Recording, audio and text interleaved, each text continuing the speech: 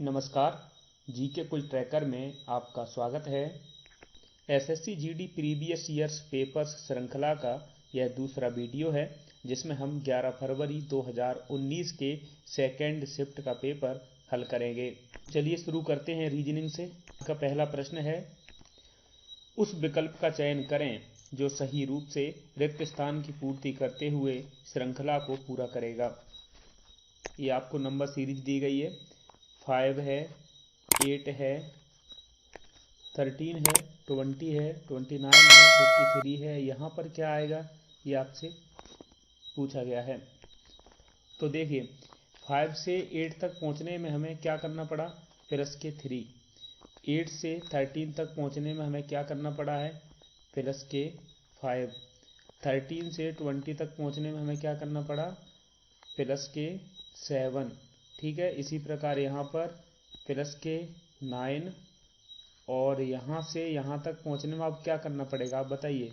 3, 5, 7, 9, तो अब क्या करना पड़ेगा, प्लस के 11। और अगर प्लस के 11 करेंगे तो यहाँ कितना आएगा, 40। 40 हमारे प्रश्न में ऑप्शन में दिया गया है ए में। ठीक है, तो ये इसका राइट आंसर होगा। चलिए अगला प्रश्न देखते हैं। अगला प्रश्न है कि उस संख्या को पहचानें जो अन्य तीनों से भिन्न है। ठीक है, अलग पहचानना है। इसमें से ऐसी कौन सी संख्या है जो इन तीनों में से अलग होगी। 625 25 का वर्ग है, 115 किसी का वर्ग नहीं है, 125 किसी का वर्ग नहीं है, और 25 5 का वर्ग है। तो ये इसमें भी नहीं बनेगा। अब क्या है, 3 से ये नहीं जाएगा, 5 से सब कट रहे हैं, 25 से देखते हैं, है ना। किससे, 25 से देखते हैं। 25 से यदि हम काटेंगे तो ये कट जाएगा, 25 पंज 125, ये नहीं कटेगा, ये कट जाएगा, ये भी कट जाएगा। तो इस प्रश्न का राइट आंसर क्या है, बी है। ये 25 से डिवाइड नहीं हो रहा है, बाकी तीनों संख्याएं 25 से डिवाइड होंगी। तो इस प्रकार इसका राइट आंसर बी है। चलिए अगला प्रश्न देखते हैं। अगला प्रश्न है, उस बेन रेखा चित्र का चयन करें जो नीचे दिए गए तीन वर्गों के बीच के संबंध को बेहतर रूप से दर्शाता है। आपको तीन संबंध दर्शाने हैं, भाषा, हिंदी और मलयालम के बीच में। ऐसा कौन सा संबंध बनेगा। तो देखिए हिंदी हिंदी एक भाषा है, मलयालम एक भाषा है। ठीक है, तो ये दोनों ही क्या है, अलग अलग भाषाएं हैं, और ये दोनों किसके अंतर्गत आएंगी, भाषा के अंतर्गत आएंगी। तो ये बनेगा इसका राइट आंसर। राइट आंसर क्या है ऐसा, सी। अगला प्रश्न देखते हैं। चौथा प्रश्न कह रहा है कि एक एमआर की एक दिन के दौरान एक बार 6 अस्पतालों A B C D E और एफ में से प्रत्येक जगह जाने की योजना है। निम्नलिखित परिस्थितियों के अनुसार दिन के लिए अपना क्रम निर्धारित कर रहा है। क्या क्रम निर्धारित कर रहा है, आगे बताया गया है कि बी और ई से पहले ए का दौरा करना चाहिए। तो मान लीजिए हम ए को इधर लिखते हैं। ठीक है, अब कह रहा है कि बी और ई से पहले, तो बी और ई कहाँ जाएंगे, इधर जाएंगे। ठीक है, हो सकता है कि बी की जगह ई हो और ई की जगह बी हो, लेकिन हम ए, ये दोनों ए से बाद में हैं, ये कंफर्म है।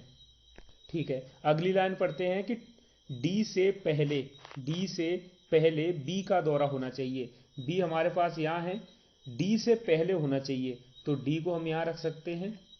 हो सकता है कि डी यहाँ पर भी आ जाए, है ना, यहाँ पर भी आ जाए, लेकिन हम कहीं पे भी रखेंगे, पर ये डी से पहले है बी, ये कन्फर्म है।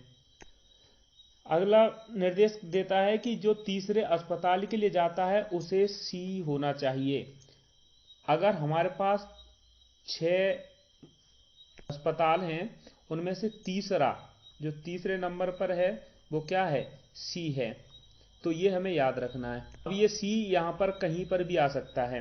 ठीक है, अभी यहाँ इनका कोई क्रम निर्धारित नहीं है कि कौन कहाँ पर है, इसलिए हम सी को यहाँ नहीं रख सकते।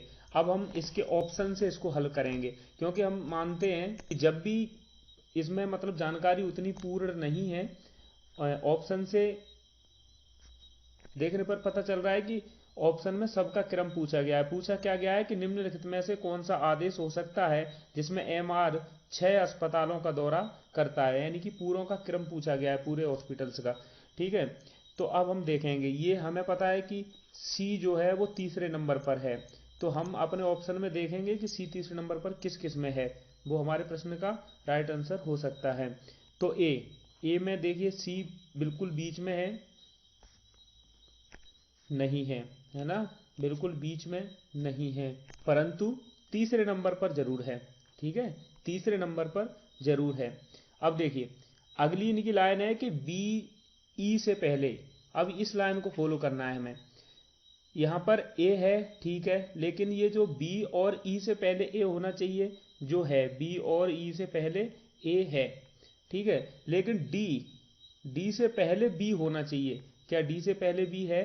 नहीं, डी ई बी लिखा है, यानी कि बी से पहले डी है, जबकि होना क्या चाहिए था? डी से पहले बी, तो ये गलत है। अब हम देखते हैं कि सी कहाँ पर है तीसरे नंबर पर, इसमें नहीं है, इसमें नहीं है। अब बचा हमारे पास डी, इसमें भी देख लेते हैं, इसमें सी बीच में है, मतलब तीसरे नंबर पर है, ठीक है। क्या बी और ई से पहले ए है? बी ये है, ई इधर है और ए इधर है, मतलब बी और ई से पहले ए भी है, सही है। डी से पहले बी है, डी कहाँ है? ये है, और बी कहाँ है? ये, तो डी से पहले भी बी है। इसका मतलब है इस प्रश्न का राइट आंसर क्या है? डी है। अगला प्रश्न देखते हैं। अगला प्रश्न आपका पांचवा है कथन निष्कर्ष पर, ठीक है। तो कथन निष्कर्ष आपको दिए जाएंगे। कथन दिया गया है कि कोई बिल्ली बंदर नहीं है, कोई बिल्ली बंदर नहीं है, तो हम वेन डायग्राम बनाएंगे। बिल्ली के लिए हम बी डिनोट करेंगे, ठीक है। ये हो गया कोई बिल्ली, ये मतलब बिल्लियां हो गई। बंदर नहीं है, जब नहीं है तो हम जो दूसरा डायग्राम बनाएंगे उसमें उसको अलग रखेंगे, ठीक है। तो ये बंदर हो गया। अब उसके बाद में कह रहा है कि कोई बंदर गाय नहीं है, कोई बंदर गाय नहीं है। अगर कोई गाय नहीं है तो हम इसको क्या करेंगे? यहाँ रखें, लिखेंगे, और गा शब्द से, बर्ड से, मतलब इसको क्या करेंगे? डिनोट, ठीक है। अब देखिए इससे ये हो रहा है कि कोई बिल्ली बंदर नहीं है और ना ही कोई बंदर गाय है, ठीक है। लेकिन क्या हम ये मान सकते हैं कि कोई बंदर गाय नहीं है, ठीक है, लेकिन कोई बिल्ली गाय हो सकती है? तो इस हिसाब से हमारा दूसरा भी बनेगा। दूसरा क्या बनेगा? एक और डायग्राम बनाना पड़ेगा, जिसमें हमें क्या करना पड़ेगा? ये बिल्ली हो गई, यहाँ बंदर हो गए, और गाय, गाय बंदर नहीं है, लेकिन हो सकता है कि गाय या तो बिल्ली हो या फिर बिल्ली गाय हो, ये तो संभव है ना। तो इस प्रकार से हमारा दूसरा डायग्राम ये बनेगा। चलिए अब इसके निष्कर्ष देख लेते हैं। निष्कर्ष पहला दिया गया है कि कोई बिल्ली गाय नहीं है, तो हम देखेंगे पहले पहले डायग्राम में देखेंगे। ये मान लीजिए पहला डायग्राम है और ये दूसरा डायग्राम है, ठीक है। ये डायग्राम बोला गया है, पहला डायग्राम ये है, दूसरा ये है, ये निष्कर्ष नहीं है, निष्कर्ष हमारे इधर दिए गए। तो पहला निष्कर्ष क्या बोल रहा है कि कोई बिल्ली, ये बिल्ली है, गाय नहीं है, ये गाय है। तो जब ये दोनों ही एक दूसरे से अलग हैं तो ये सही है कि नहीं है? तो क्या हुआ? पहला सही है, ठीक है, पहला क्या है? सही है। हाँ, लेकिन देखो पहले हम यहाँ निष्कर्ष के लिए फर्स्ट निष्कर्ष और सेकंड निष्कर्ष ये यहाँ लिखेंगे, ठीक है। अब मैंने ये लिख लिया है। अब पहले निष्कर्ष के अनुसार हम क्या कह रहे हैं कि कोई बिल्ली गाय नहीं है, तो ये सही है, ठीक है। अब कह रहे हैं कि कुछ गायें बंदर हैं, कुछ गायें बंदर हैं। देखिए मैं पहले ही अभी तो सिर्फ पहले डायग्राम में देख रहा हूँ, कुछ गायें बंदर हैं, तो ये गाय हैं अपनी, यहाँ पर गाय हैं और ये बंदर हैं। कुछ गाय बंदर हैं नहीं है, ठीक है, तो हम इसको क्रॉस कर देते हैं। अब हम दूसरे डायग्राम में देखते हैं कि कोई बिल्ली गाय नहीं है, कोई बिल्ली गाय नहीं है, नहीं, या इसमें तो है, इसमें क्या है, तो इसका मतलब ये गलत हो गया, ठीक है। दूसरा है कुछ गायें बंदर हैं, कुछ गायें बंदर हैं क्या? कुछ गायें बंदर हैं क्या? नहीं है, नहीं है, तो इसका मतलब ये गलत हो गया। अब आपको जब भी निष्कर्ष में ऐसे दो डायग्राम बने, उस कंडीशन में आपको दोनों डायग्राम में सही होना चाहिए निष्कर्ष, तब वो जाके सही होगा। अब देखिए फर्स्ट में ये सही है लेकिन सेकंड में ये गलत है। इस प्रकार से हमारा ये दोनों ही गलत माना जाएगा, यानी कि ये गलत है। दूसरे दूसरे निष्कर्ष की बात करें तो ये इसमें सही है और सॉरी इसमें गलत है, इसमें भी गलत है, तो ये भी गलत हो गया। इसका मतलब है इस प्रश्न का राइट आंसर क्या होगा? सी। ना तो निष्कर्ष फर्स्ट और ना ही निष्कर्ष सेकंड अनुसरण करता है। अगला प्रश्न देखते हैं। अगला प्रश्न है कि उस विकल्प का चयन करें जो तीसरे पद से उसी तरह संबंधित है जिस प्रकार दूसरा पद पहले पद से संबंधित है। तो देखिए हम यहाँ संबंध देखने के लिए क्या करेंगे, पहले इसमें से जो संबंध दिया गया है वो हम पहचानेंगे। तो इनके आपको जब भी ऐसे क्वेश्चन आए तो आपको याद रखना होगा कि इनके अल्फा जो वर्टिकली नंबर होते हैं वो कैसे मतलब होते हैं और क्या होते हैं, उन्हें याद रखना है। जैसे ए 1 नंबर पे आता है तो 1 हो गया, बी 2 नंबर पे आता है तो 2 हो गया। तो इसी प्रकार ए का 1 नंबर है और यहाँ तक ई तक पहुँचने में उसने कितने मतलब आगे बढ़ा है, कितने स्टेप आगे बढ़ा है, 1 से लेके 5। ई का 5 नंबर होता है तो प्लस के 4 है ना। सी से आई, सी का 3 होता है, आई का 9 होता है तो कितने बढ़ गया 6। ठीक है, ई का 5 होता है, एम का कितना होता है 13, तो यहाँ पर कितने बढ़ गया 8 और 5 13 अर्थात 8। ठीक है, इसी प्रकार हम रिलेशन देखेंगे किसमें, डी एफ एच में। तो देखिए डी एफ एच, अब ए अगर 4 बढ़ाए तो डी भी 4 बढ़ेगा। डी का नंबर कितना होता है 4 और 4 बढ़ाएंगे तो कितना हो जाएगा 8। 8 बढ़ाने पर हमें क्या प्राप्त होता है एच। एफ का नंबर होता है 6वां और 6 इसमें और बढ़ेंगे तो क्या हो जाएगा एल। 6 दूनी 12। एच का होता है 8 और इसमें 8 बढ़ाने तो 16। 16 किसका होता है पी का। इस प्रश्न का राइट आंसर क्या है एच एल पी, जो किसमें दिया गया है डी में। चलिए अगला प्रश्न देखते हैं। अगला प्रश्न है कि उस विकल्प आकृति का चयन करें जिसमें प्रश्न आकृति छिपी हुई है। हमें ये प्रश्न आकृति दी गई है, हमें ऑप्शन से ढूंढना है कि ये कहाँ पर छिपी हुई है।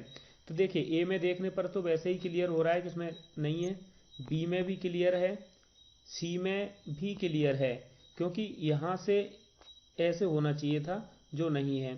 ठीक है, तो ये भी गलत है। इसका राइट आंसर क्या है डी। डी में देखिए कैसे बन रही है,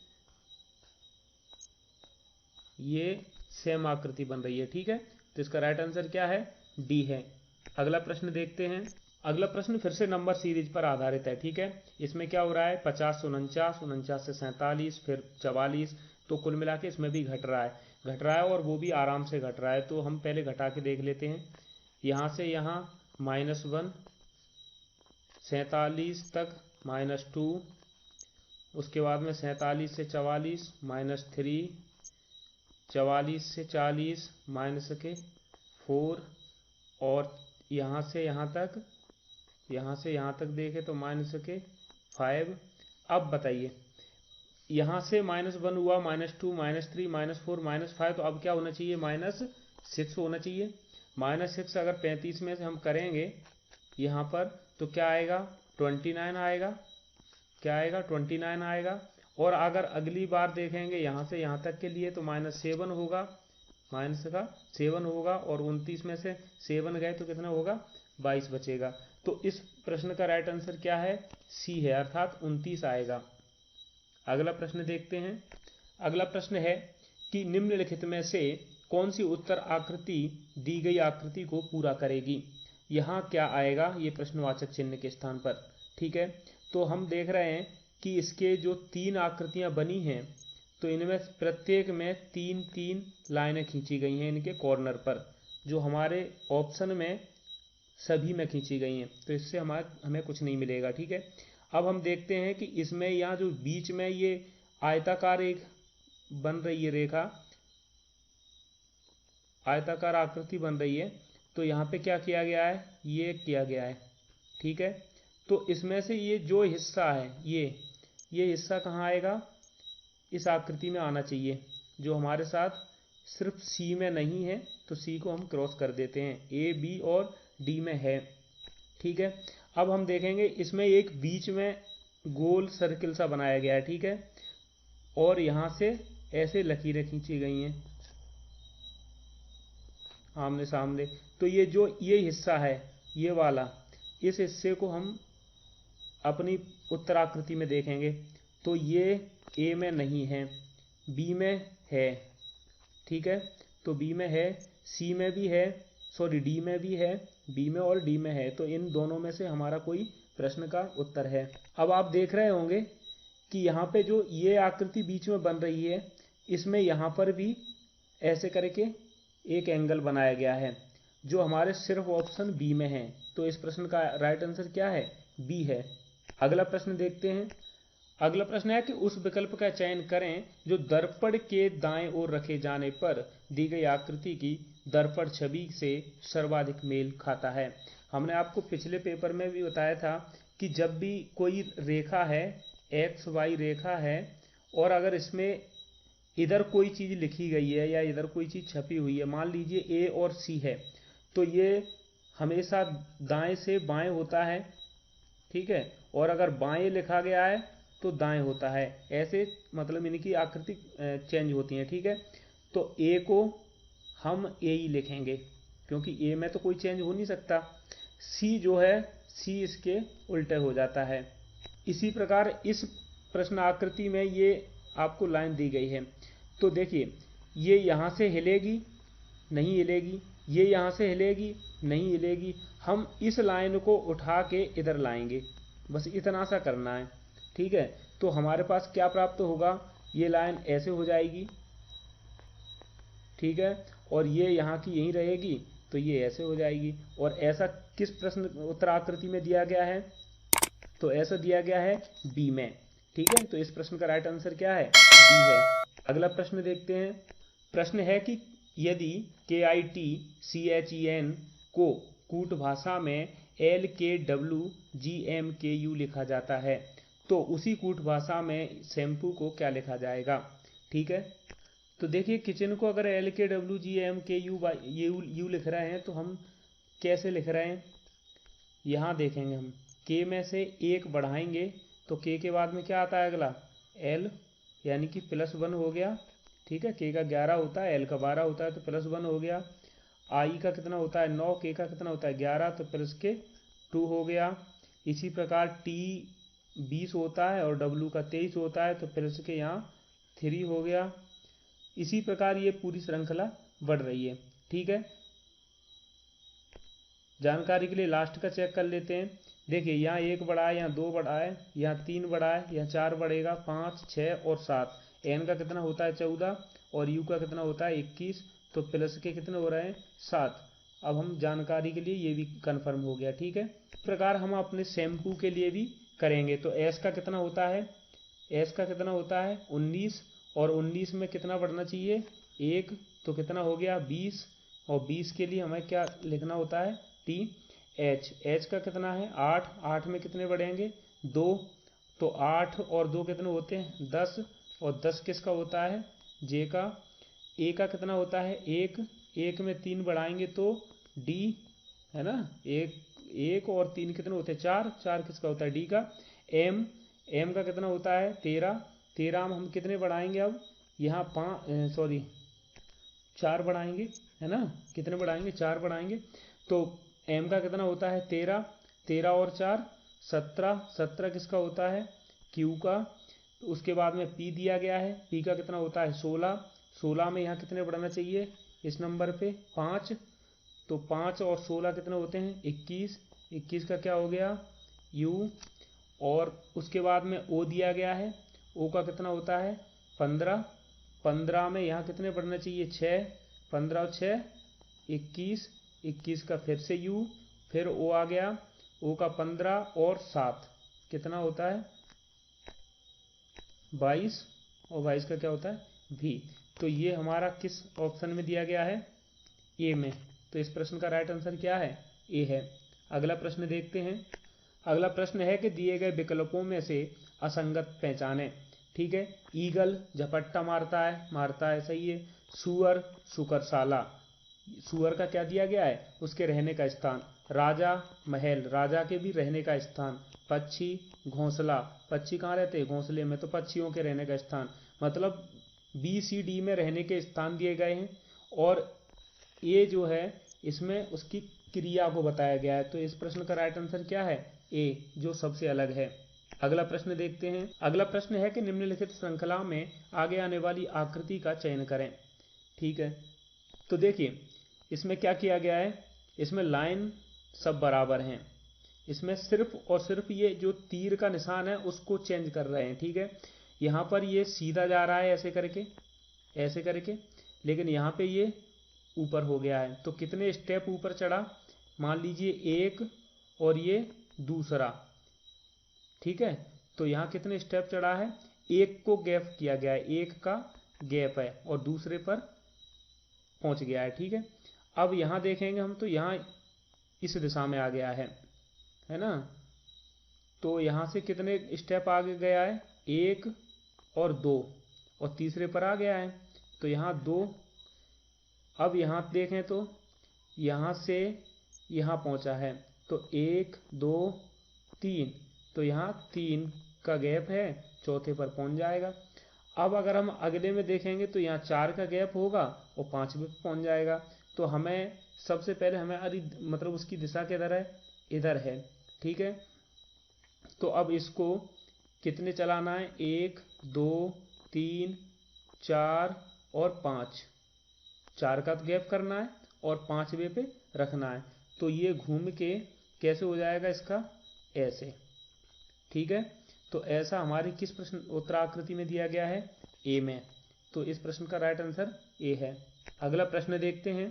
अगला प्रश्न है कि निम्नलिखित संख्या श्रृंखला में दो संख्याओं को कोष्टक के भीतर रखा गया है। कौन कौन सी को, 27 को और 243 को। श्रृंखला का ध्यानपूर्वक अध्ययन करें और श्रृंखला के संबंध में सही विकल्प का चयन करें। अब हमें इस श्रृंखला के बारे में जानना है, यहाँ क्या चल रहा है। देखिए 3 से 9 हो रहा है, 9 से 27 हो रहा है, मतलब 2 गुना 3 गुना जैसा हो रहा है, तो इसका मतलब है इसमें मल्टीप्लाई हुआ होगा। ठीक है, ऐसा हम अनुमान देखते ही लगाएंगे।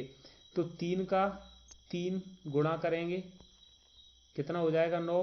9 से 3 करेंगे तो फिर 27, 27 में गुणा 3 करेंगे तो क्या होगा, 81। 81 का गुणा 3 करेंगे तो क्या बनता है, 8 3 24, और एक 3 का गुणा 1 में तो कितना हो गया, 243।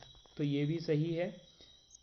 अब देखिए पहले हम एक बार और चेक कर लेते हैं। 243 का गुणा अगर 3 में करेंगे तो कितना आएगा, 3 त्रिक 9, 3 चौक 12 और 3 दूनी 6 और 1 7। ये भी सही है। कुल मिला के यहाँ प्रत्येक संख्या में अगली संख्या प्राप्त करने के लिए 3 का गुणा हो रहा है। ठीक है, तो हम देख रहे हैं 3 का गुणा 9 में किया, 3 का गुणा 3 में किया तो 9 प्राप्त हुआ, 9 का गुणा 3 में किया तो 27 प्राप्त हुआ, और जो हमारी श्रृंखला में बिल्कुल सही है। ठीक है, कोष्टक के अंदर पूछा गया है और यहाँ पे 243 भी सही है, यानी कि दोनों ही कोष्टक के भीतर जो संख्याएं दी गई हैं वो सही लिखी गई हैं। तो इस प्रश्न का राइट आंसर क्या है, बी है। अगला प्रश्न देखते हैं। अगला प्रश्न है कि जिस प्रकार एथलेटिक का संबंध स्टेडियम से है उसी प्रकार स्केटिंग का संबंध किससे होगा। देखिए यहाँ इसको अल्फाबेटिकली आप हल नहीं करना चाहिए, है ना, क्योंकि यहाँ एथलेटिक का मतलब है धावक, धावक, और धावक कहाँ खेलने जाते हैं, स्टेडियम में। ठीक है, तो ये आपको याद रखना है। स्केटिंग कहाँ पर की जाती है, तो स्केटिंग की जाती है रिंक पर, है ना। स्केटिंग कहाँ पर की जाती है, रिंक पर। इस प्रश्न का राइट आंसर फिर इस हिसाब से क्या होना चाहिए, सी। अगला प्रश्न है, 16वां प्रश्न है कि TUV WX Y और Z 7 कर्मचारी हैं। ठीक है, उनमें से प्रत्येक एक विशेष क्रम में कारखाने जाते हैं, जरूरी नहीं है कि इसी क्रम में जाते हों। Y T से पहले जाता है लेकिन W के एकदम बाद नहीं। देखिए जो इन्होंने कहा है वही हम लिखते हैं। ठीक है, Y T से पहले जाता है, Y T से पहले जाता है, T हमने यहाँ लिख लिया। तो देखिए इधर जो है Y ये T से पहले हो गया, है ना, लेकिन W के एकदम बाद नहीं। अब ये जो W के एकदम बाद नहीं ये कहा गया है, तो ये किसके बारे में कहा गया है, Y के बारे में कहा गया है। तो Y के बारे में कहा गया है कि W के एकदम बाद नहीं है, तो W हमारा कहाँ होगा, यहाँ होगा, और इसके बीच में कोई और आएगा क्योंकि W के तुरंत बाद Y नहीं है। ठीक है, अब अगली लाइन पढ़ते हैं कि V सबसे अंत में जाता है, तो सबसे अंत में हम इधर रखेंगे, तो ये हो गया। अब कह रहे हैं कि x t के तुरंत बाद, t हमारे कहाँ है, ये रही, ठीक है। तो इसके तुरंत बाद कौन है, x है। और कह रहे हैं कि z के तुरंत पहले जाता है कौन, x, तो z हम यहाँ लिखेंगे। अब इसके बाद में क्या कह रहे हैं कि w t के पहले जाता है, w ये है, t के पहले जाता है, और t हमारा ये है, तो वो तो जा ही रहा है ना। अब ये पूछा गया है कि कौन दूसरे स्थान पर है, दूसरे स्थान पर पूछा। देखिए अभी हमारे 1 2 3 4 5 और 6 कर्मचारियों के नाम तो लिख गए, एक बचा है, कौन सा बचा है यहाँ पर, u बचा है। तो u को हम कहाँ रख लेंगे, यहाँ रख लेंगे, क्योंकि जो बचा है वो यहीं तो लिखा जाएगा। अब इनके प्रश्न का आंसर है दूसरे स्थान पर कौन जाता है, तो दूसरे स्थान पर कौन जा रहा है, u जा रहा है ना, u जा रहा है। तो राइट आंसर क्या है, ए। अगला प्रश्न देखते हैं। अगला प्रश्न है कि यदि b को 3, h को 9 या 9, तो स्कूल को हम क्या लिखेंगे, ठीक है। तो b के लिए 3 कैसे आया है, b का होता है 2, अल्फ़ाबेटिकली नंबर 2, और प्लस हमने 1 ऐड कर दिया, ठीक है। h का कितना होता है 8, और प्लस का हमने 1 ऐड कर दिया, तो ये हमें 9 प्राप्त हो गया। इसी प्रकार अगर हम स्कूल की बात करें, तो देखिए स्कूल में एस है, एस का कितना होता है 19, 19 और 1 हम ऐड करेंगे तो 20, सी का कितना होता है 3, 1 ऐड करके 4, एच का कितना होता है 8, 8 में 1 ऐड करेंगे तो 9, 9 किसका होता है आई का, ठीक है। ओ का कितना है 15, 15 में 1 ऐड करेंगे तो 16, फिर से ओ का कितना है 16, है ना, 15 1 16, 12, एल का कितना होता है 12, और 1 ऐड करेंगे तो 13, हमें ये प्राप्त होगा। अब हम इनको सबको जोड़ लेते हैं, तो देखिए 9 और 4 13, 13 और 6 19, 6 25 और 3 28 की 8, उसके बाद में 2 3 4 3 4 5, 5 और 2 7, है ना, तो कितना हो गया 78, ये इसका राइट आंसर होगा। तो राइट आंसर क्या है ए। अगला प्रश्न देखते हैं। 18वां प्रश्न है कि निम्नलिखित में से असंगत को पहचानें। तो आगे देखेंगे, आयतन, छोटा, ऊंचाई, वजन। देखिए आयतन, ऊंचाई और वजन ये तीनों ही क्या हैं, राशियां हैं, इनके मात्रक भी होते हैं। लेकिन ये छोटा है, ये छोटा बड़ा इन सब से अलग है, तो इस प्रश्न का राइट आंसर क्या है, बी है। अगला प्रश्न देखते हैं।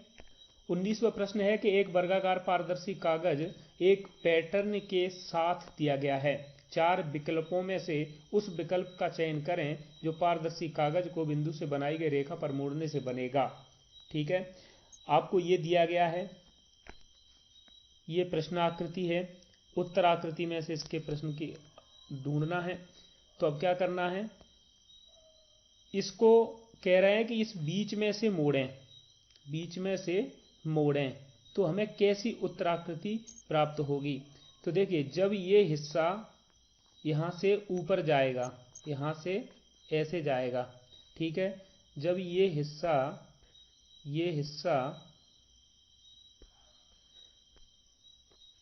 हिस्सा इसको ऊपर ले जाएंगे तो हमें क्या प्राप्त होगा, यहाँ तो ये ऐसे कैसे ही रहेगा, लेकिन जो ये निचला वाला हिस्सा है वो कुछ ऐसा हो जाएगा, कैसा हो जाएगा, ऐसा प्राप्त होगा।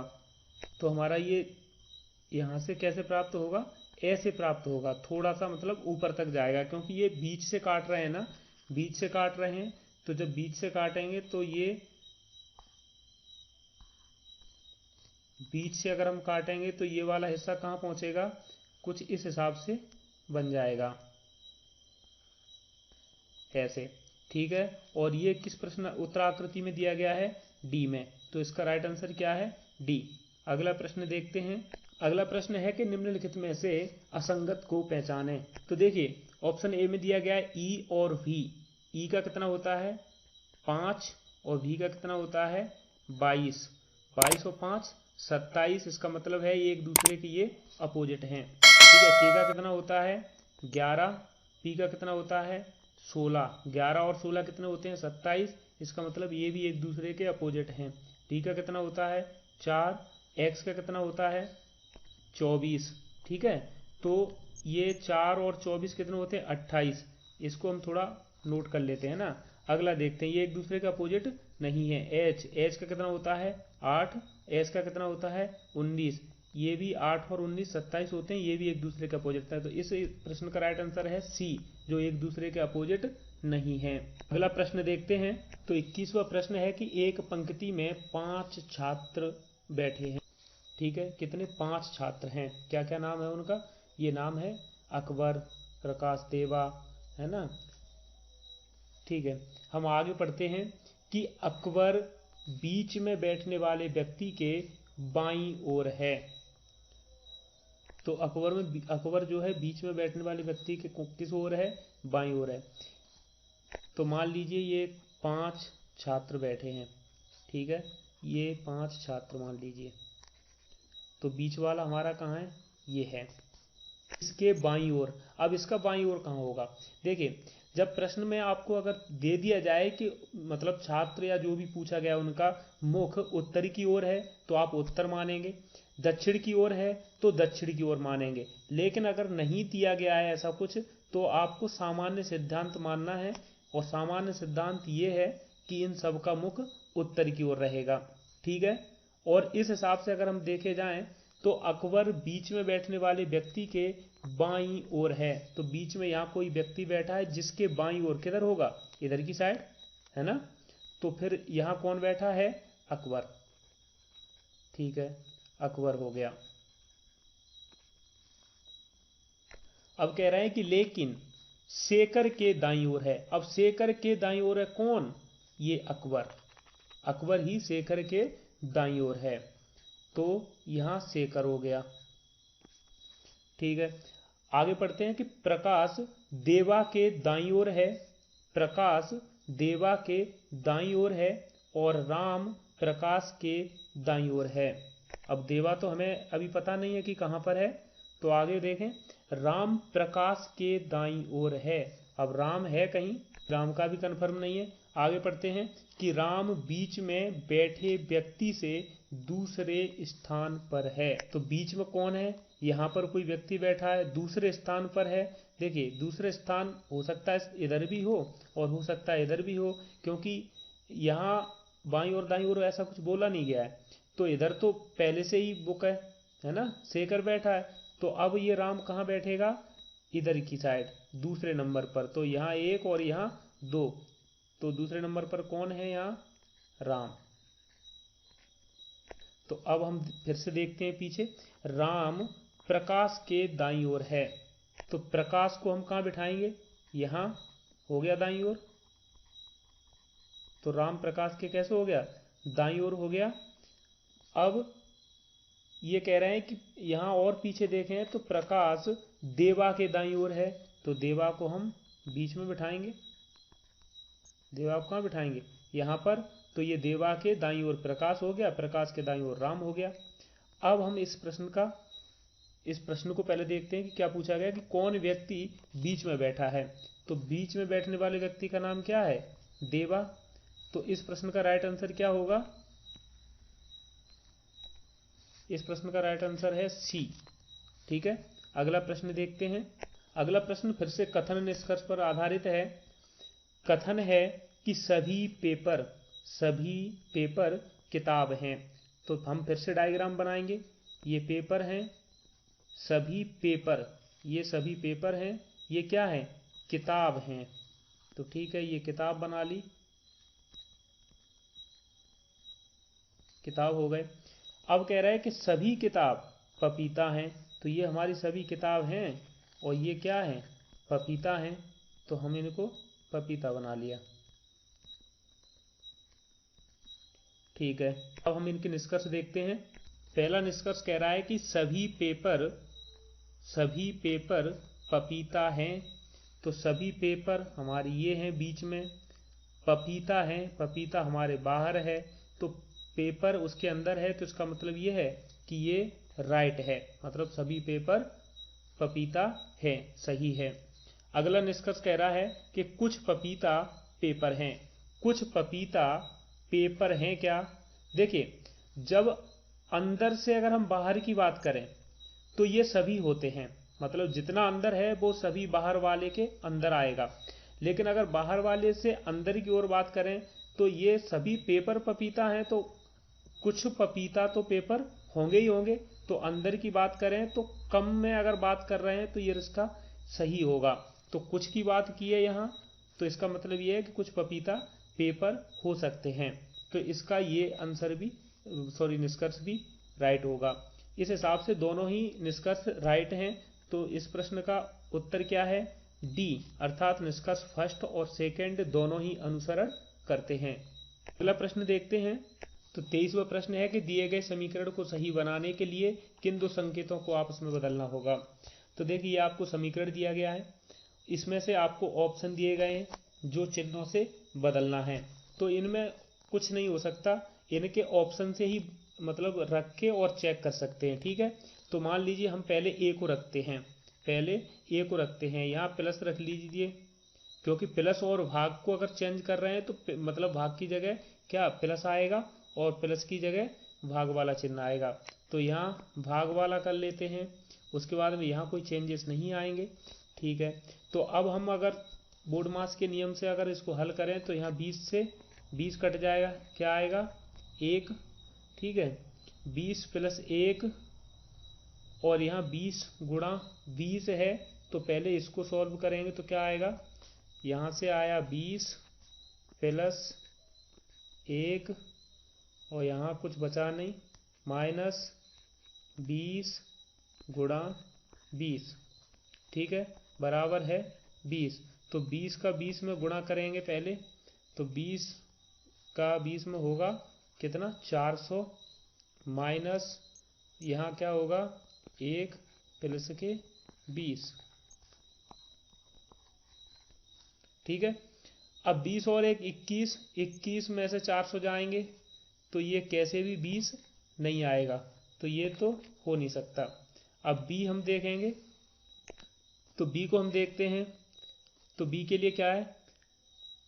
भाग और माइनस वाले चेंज करेंगे, तो कर लीजिए। यहाँ माइनस आएगा और यहाँ भाग आएगा। ठीक है, अब करके देख लेते हैं। तो यहाँ से 20 को काटेंगे, 1 आएगा। अब ये देखिए, 20 माइनस 20 प्लस 1 ये वाला, और उसके बाद में गुणा 20। ठीक है, और बराबर है 20। तो 20 का गुणा 20 में करेंगे, क्या आएगा? 20 ही आएगा। और यहाँ 20 है ही है ऑलरेडी, 20 से ये 20 गए, तो यहाँ क्या है? 20, और बराबर है 20। तो इस प्रश्न का राइट आंसर बी है। अगला प्रश्न देखते हैं। तो 24वां प्रश्न है कि दी गई श्रेणी में अगला क्रम क्या होगा। तो यहाँ आपको ए दिया गया है, यानी कि एक अक्षर है। यहाँ सी डी दिया गया है, यानी कि 2 अक्षर हैं। यहाँ देखिए, इसमें एक गलती भी है ना, टाइपिंग में गलती हुई है, तो इसको यहाँ लिख लेते हैं। तो देखिए, ये लिख लिया, यहाँ पे एक अक्षर है, यहाँ 2 अक्षर हैं, यहाँ 3 अक्षर हैं, यहाँ 4 अक्षर हैं, या 5 हैं। तो यहाँ कितने अक्षर आएंगे? 6। पहला तो ये है कि यहाँ 6 अक्षर का मतलब ये हमारा पूरा वो होना चाहिए, पूरी लाइन होनी चाहिए। ठीक है, ठीक है। अब हम आगे देखते हैं कि यहाँ क्या किया गया है। ए से सी डी लिखा गया है, ए के बाद में क्या लिखा गया? सी डी लिखा गया है। तो ए के बाद में क्या आता है? बी आता है। क्या आता है? बी आता है, जिसको छोड़ दिया गया है। सीधा क्या लिखा है? सी, और फिर उसके अगला अक्षर डी। ठीक है, डी के बाद में क्या आना चाहिए? ई, ई आना चाहिए। ई को फिर से छोड़ दिया गया है, और क्या लिखा है? F G H. ठीक है, तो यहाँ ई को छोड़ दिया गया है। एच के बाद में आई आना चाहिए था, आई आना चाहिए था। आई को छोड़ करके हमने क्या लिखा? जे के एल एम। ठीक है, उसके अगले वाले लिखते जा रहे हैं, एक बढ़ा के, है ना। तो एम, एम के बाद में क्या आना चाहिए? एन आना चाहिए, और एन को नहीं लिखा गया है, उसको छोड़ के अगला लिखा गया है ओ से, O P Q R S. इसी प्रकार एस आया है यहाँ, तो एस में से हम एक आगे बढ़ें, एस के बाद में क्या आता है टी, है ना, तो टी को हम छोड़ेंगे और उसके बाद वाला लिखेंगे, क्या लिखेंगे यू। और अब हमें याद रखना है कि हमें ये 6 में कंप्लीट करना है पूरा और क्रम से करना है, तो U V W X Y और जेड। ठीक है, हो गए 6, 2 4 6। तो ये इस प्रश्न का राइट आंसर है। ऐसा किस में है, U V W X Y Z A में, तो ये राइट आंसर है। अगला प्रश्न देखते हैं। अगला प्रश्न है कि उस विकल्प का चयन करें जो तीसरे शब्द से उसी तरह संबंधित है जैसे दूसरा शब्द पहले शब्द से संबंधित है। कुल मिला के ये है कि 5/6 का संबंध जो 121 से है उसी प्रकार 8/9 का संबंध यहाँ किससे होगा। तो देखिए 5/6 को 121 कैसे लिखा जा सकता है, 5 और 6 को अगर हम जोड़ें, 5 और 6 को अगर जोड़ें तो क्या होता है 11। और अब 11 का अगर हम वर्ग कर दें तो कितना प्राप्त होगा 121। इसी प्रकार 8 और 9 को हम जोड़ें तो कितना होता है, 8 और 9 को जोड़ें तो कितना होता है 17, है ना, 8 दूनी 16 और 1 17। तो इसका भी अगर हम वर्ग कर दें तो क्या होगा 289। तो 289 इस प्रश्न का क्या होगा राइट आंसर होगा, जो सी है। तो चलिए आज का सेशन यहाँ ख़त्म होता है। अगर आपको वीडियो अच्छी लगे तो शेयर और सब्सक्राइब ज़रूर करें, क्योंकि जिससे हम आपके लिए वर्ष 2019 और 2021 के सभी पेपर सॉल्व कराने के लिए प्रयासरत रहें। धन्यवाद भैया।